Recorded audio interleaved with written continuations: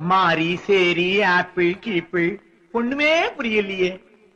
கண்ணகி போல் பெண்மணியை பார்த்து கார்த்திகையில் கையொடுகை சேர்த்து மாலையிட்டு தாலி கட்ட செய்யுங்க. கண்ணகி போல் பெண்மணியை பார்த்து கார்த்திகையில் கையொடுகை சேர்த்து மாலையிட்டு தாலி கட்ட செய்யுங்க. இல்லறமே நல்லறமாய்க்கொண்டு வள்ளுவனார் வாசுகி போல் வந்து வாழப் போகும் பாவை உண்டா சொல்லுங்க. இல்லறமே நல்லறமாய்க்கொண்டு வள்ளுவனார் வாசுகி போல் வந்து வாழப் போகும் பாவை உண்டா சொல்லுங்க. நாளை பார்க்கோணும் ஊரை அழைக்கோணும், நாளை பார்க்கோணும் ஊரை அழைக்கோணும். மேளவாத்தியம் ஊர்வலம் போகு, மேளவாத்தியம் ஊர்வலம் போகு. பாதி பேபி ஏச்சு கேளு போச்சுடா. கார்குழலை ஆம்பிளை போல் வெட்டி காதுகளில் கைவளையில் கட்டி நேரில் வந்தா ஏதோ போல தோணுங்க.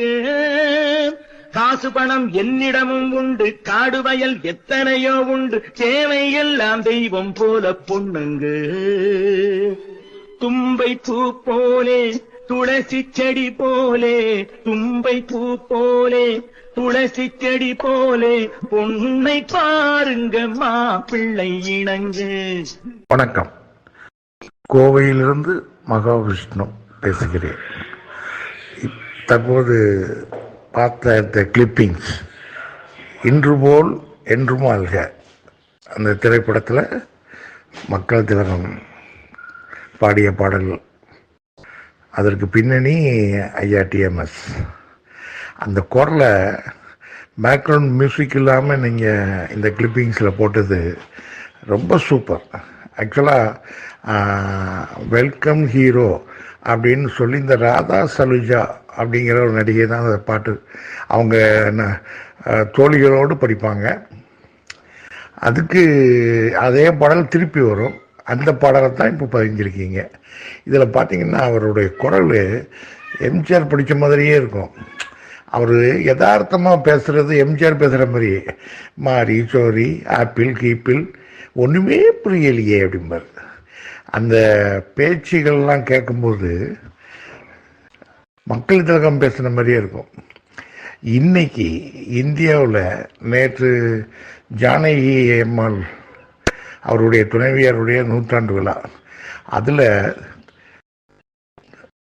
ஐயாவுக்கு நீங்கள் எப்படி ஏஐ தொழில்நுட்பத்தில் பதிகிறீங்களோ அதே மாதிரி மக்கள் திலகத்து படத்தை போட்டோம் அவங்க அந்த கூட்டத்தில் பதிஞ்சு வெளியிட்டிருக்காங்க. எம்ஜிஆர் பேசுகிறது அதுக்கு ஏக வரவேற்பான்.